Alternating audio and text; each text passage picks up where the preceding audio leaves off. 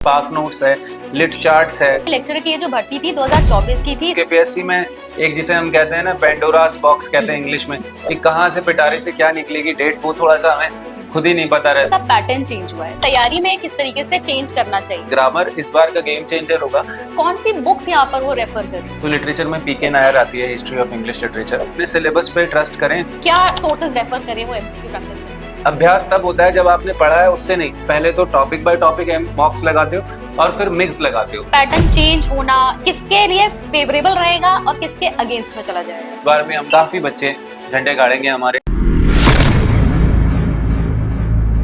Uttarakhand lecturer English exam की preparation करने वाले कैंडिडेट्स के लिए आज की चर्चा काफी हेल्पफुल रहने वाली है, क्योंकि आज हमारे साथ मौजूद है सौरभ उप्रेती सर, जो अपने नॉलेज जंक्शन प्लेटफॉर्म के जरिए Uttarakhand LT lecturer UGC net में दे चुके हैं 500 से भी ज्यादा सिलेक्शंस। वो खुद 13 बार यूजीसी नेट क्वालिफाइड है और गेट क्वालिफाइड भी है। उन्होंने 4 स्टेट्स उत्तराखंड, गुजरात, हिमाचल प्रदेश और मध्य प्रदेश का सेट एग्जाम भी क्लियर किया है।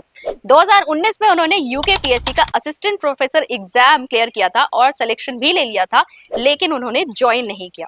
वो खुद एक ऑथर भी हैं और इन सब के अलावा सर एक हार्टफुलनेस सर्टिफाइड मेडिटेशन ट्रेनर हैं, जो फ्री ऑफ कॉस्ट मेडिटेशन कराते हैं। अपने शिक्षण और ध्यान के इस बेजोड़ कॉम्बिनेशन के द्वारा उन्होंने कई स्टूडेंट्स को सफलता दिलाई है। इंग्लिश लेक्चरर की प्रिपरेशन करने वाले कैंडिडेट्स को मेरी रिक्वेस्ट है कि आज की इस छोटी सी चर्चा के एक एक बात को वो ध्यान से सुने, वो उनके लिए बहुत महत्वपूर्ण रहेगी। सर, ये इंग्लिश का पेपर जो है ये आपका 26 जुलाई को है और हम जानते हैं कि लेक्चरर की ये जो भर्ती थी 2024 की थी, इसके बाद इसका पैटर्न चेंज हुआ है। तो थोड़ा आप बताएंगे कि इसका पैटर्न क्या चेंज हुआ है और सिलेबस में कितना परिवर्तन आया है।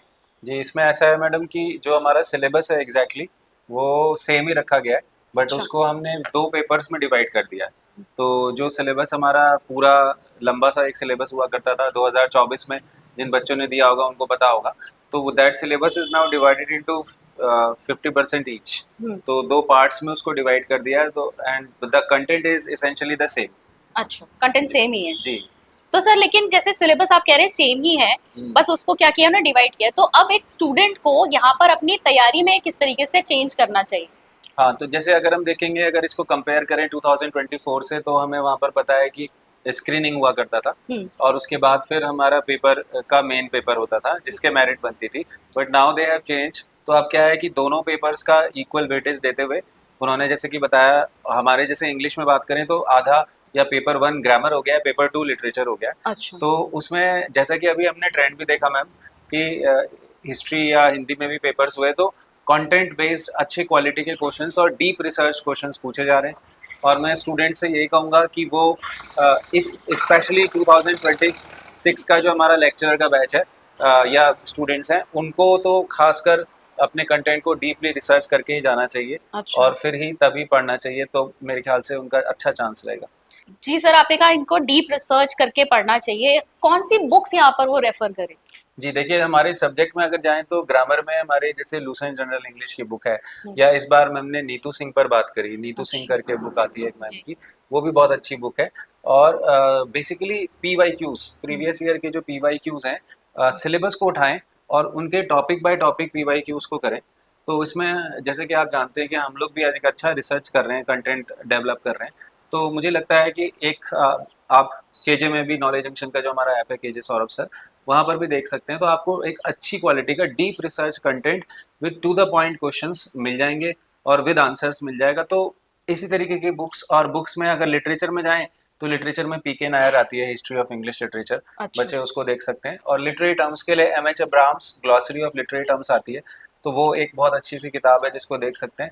इसके अलावा अगर PYQs की बात करें तो मैं बताना चाहूँगा बच्चों को, काफ़ी लोगों को इस बारे में क्लियर नहीं है।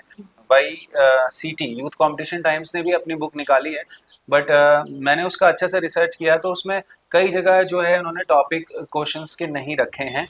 तो मैं बच्चों से यही रिक्वेस्ट करूँगा कि आप जो है इस बार जो बुक्स की बारे में अगर हम बात करें तो ऐसी कोई स्पेशली टॉपिक से रिलेटेड कोई बुक नहीं है। एक रंजीत सिंह करके भी बुक आती है उनकी, अच्छा। सर की, बट उसमें भी कई जगह मिस्टेक्स हैं। तो मैं यही प्रेफर करूंगा आपको कि आप अपने सिलेबस पे ट्रस्ट करें जो आपने नोट्स बनाए हैं। उसके अलावा अगर आपको कोई स्पेशलाइज्ड कोचिंग के नोट्स मिल जाएं, इवन जैसे मैं फिर से ये कहूँगा, अगर केजे के भी आप यू कैन हैव अ गो, हमने वहाँ पर डेमो रख रखा है, तो तो आप वहाँ पर एमसीक्यूज को देख सकते हैं, कुछ एमसीक्यूज को, तो मिक्स्ड एमसीक्यूज हैं वो, तो उनसे आपको बहुत, जब भी आप प्रैक्टिस करें तो मिक्स्ड एमसीक्यूज की करें, ये मैं जरूर कहूँगा। जी, उससे एग्जाम में उनको हेल्प जी मिलेगी। जी। अगर आप सर की ऐप को विजिट करना चाहते हैं तो उसका लिंक आपको यहाँ डिस्क्रिप्शन बॉक्स में मिल जाएगा। सर, एमसीक्यू की आपने बात करी और आपने ये भी बताया एमसीक्यू ने मिक्स फॉर्म में प्रैक्टिस करनी चाहिए। क्या सोर्सेज रेफर करें वो एमसीक्यू प्रैक्टिस करने के लिए? देखिए, हमारे सब्जेक्ट में अगर बात करें ग्रामर में, तो मल्टीपल सोर्सेज हैं, हम्म, और मैं बच्चों को ये ज़रूर कहना चाहूँगा, इंग्लिश के जो हमारे साथी हैं लेक्चरर के, कि वो ग्रामर में प्रैक्टिस ओरिएंटेड अप्रोच रखें, और लिटरेचर में वो अच्छी क्वालिटी के नोट्स को ही बस रिवाइज़ करें। इस समय होता क्या है कि जब हम अपने नोट्स बना लेते हैं, उसके बाद हम मल्टीपल सोर्सेज से नोट्स को और देखते हैं, जिससे कि it tends to confuse the students, क्योंकि जो उन्होंने पढ़ा है और वो कुछ और भी चीज़ें आती हैं, और कई बार कॉन्फ्लिक्टिंग इन्फॉर्मेशन आती है, जिससे कि स्टूडेंट कंफ्यूज ज़्यादा हो जाते हैं। तो मुझे ये कहना है कि जो आपके अपने नोट्स हैं, मेंटर्स हैं, जिनको आपने ट्रस्ट किया है लिटरेचर में, उसको आप स्पेशली कोई भी उसमें कोई छेड़खानी ना करें। और दूसरा जो सोर्सेज आपने बताया, तो लिटरेचर में हमारे कुछ ऐसे सोर्सेज हैं, इंटरनेट में स्पार्क नोट्स है, लिट चार्ट्स है, ऐसे कुछ ऐसे सोर्सेज हैं जहाँ से आप देख सकते हैं। ऑफ कोर्स विकिपीडिया बहुत टाइम सेविंग है, बट कई बार उसमें डेटा को लेकर इन्फॉर्मेशन कॉन्फ्लिक्ट होता है। तो मैं आपको यही सजेस्ट करूंगा कि जिस भी चीज़ को आपने अभी तक पकड़ा है, उसको लास्ट मोमेंट पे आप चेंज ना करें, अपने नोट्स पे ट्रस्ट करें और आगे बढ़ें। ग्रामर में पीवाईक्यूज की प्रैक्टिस एसेंशियल है। इनफैक्ट मैं कहूँगा कि ग्रामर इस बार का गेम चेंजर होगा, क्योंकि केजे में, लिटरेचर में हमने देखा कि नोट्स हमारे वेल मैनेज्ड होते हैं, स्टूडेंट्स भी बहुत अच्छी तैयारी कर रहे हैं, बट ग्रामर में पिछली बार भी मैंने ये कहा था, जैसे पेडागोजी में एक बार कहा था मैम कि पेडागोजी गेम चेंजर होगा। मुझे लगता है दिस टाइम अराउंड कि ग्रामर हमारा मेरिट बिगाड़ेगा या बनाएगा, क्योंकि ग्रामर में बच्चा एग्रेसिव, और एक मैं सलाह हर बच्चे को ये दूंगा कि ग्रामर के पेपर में वो ज़्यादा अटेम्प्ट करे बजाय कि लिटरेचर के, क्योंकि पेपर जब डीप आता है तो आपको लिटरेचर में या तो आएगा या नहीं आएगा, बट ग्रामर में अगर आपने टॉपिक्स को कॉन्सेप्चुअल बेस पे पढ़ा है तो at least you have the chance to take the risk. तो रिस्क अगर लेना होगा तो ग्रामर में लेना, लिटरेचर में आप थोड़ा सा कम लेना। सर, आपने बहुत ही अच्छी टिप्स यहाँ पर दी। एक चीज मैं, एक लास्ट क्वेश्चन जानना चाहूंगी।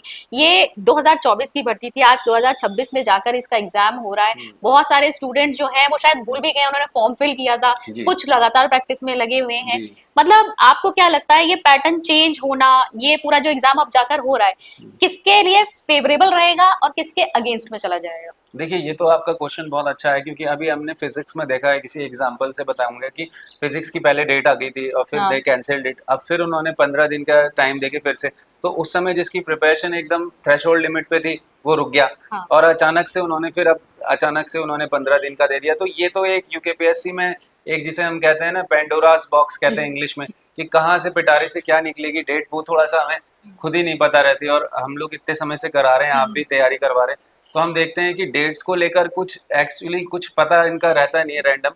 बट हाँ, मैं ये जरूर कहूँगा कि जो बच्चा अपनी तैयारी में लगा हुआ है उसको मॉक्स लास्ट में जरूर करने चाहिए। आपसे बात भी हो रही थी कि अगर आपने तैयारी करी है, तैयारी करना देखिए एक अलग आर्ट है, but to present it and to execute it in the exam hall, जहाँ पर क्वेश्चंस बिल्कुल डिफरेंट वैरायटी के आते हैं और आपके ऊपर स्ट्रेस मैक्सिमम रहता है, तो इसके लिए मैं यही कहूँगा कि जैसे मैं आपसे बात भी कर रहा था कि अभ्यास और वैराग्य, दो चीजें। वैराग्य का मतलब यहाँ पर बेसिकली ये है कि आपके माइंड को इंसुलेट करके फोकस्ड वे में रखना, और अभ्यास, अभ्यास तब होता है जब आपने पढ़ा है उससे नहीं, वो तो आपकी रिवीजन हो गया, बट अभ्यास होता है जब आप सिस्टमैटिक स्ट्रक्चर्ड वे में पहले तो टॉपिक बाय टॉपिक मॉक्स लगाते हो और फिर मिक्स लगाते हो। तो इसका भी एक स्ट्रक्चर बनता है कि आप पहले टॉपिक बाय टॉपिक लगा लो सारे, जब आप पढ़ रहे थे तब आपने लगा लेने चाहिए थे, और अब आप मिक्स लगाते हैं क्योंकि आपने वो टॉपिक्स मिक्सअप जब आते हैं पेपर में, तो वो एक डबल चैलेंज होता है। एंड देन जैसे मैंने बताया कि टेम्परामेंटल इश्यूज, हमें लगता है यार इतनी सीट्स हैं, मेरा होगा नहीं होगा, सबकी एक्सपेक्टेशन, और उसके साथ उस बोझ के तले बच्चा दब जाता है और वो क्वेश्चंस गलत करता है। उसके लिए आपको भी पता है, आप भी बहुत स्ट्रांगली रिकमेंड करते हैं मल्टीपल जगह से योग करने के लिए। मैं खुद ध्यान का ट्रेनर भी हूँ और फ्री ऑफ कॉस्ट हम लोग हार्टफुलनेस से जुड़े, तो मैं सभी बच्चों से अपील करूंगा, जरूरी नहीं है कि आप किसी एक पर्टिकुलर मेथड को करें, बट जिस भी मेथड को कर रहे हैं उसको करें जरूर, क्योंकि आपका जितना स्ट्रेस मेंटेन होगा, पॉजिटिव स्ट्रेस होगा, बीएड में आपने पढ़ा होगा पॉजिटिव और नेगेटिव स्ट्रेस। पॉजिटिव स्ट्रेस तो आपको स्पर करता है, आगे को बढ़ाता है, बट नेगेटिव स्ट्रेस कहीं ना कहीं रोक देता है। तो मेरा ये कहना है कि मेडिटेशन खूब करें, योग करें, उससे क्या है कि आप जो आपने पढ़ा है उसको बेहतर रिप्रोड्यूस कर पाएंगे और इस सिस्टमैटिक स्ट्रक्चर्ड वे में पढ़ेंगे।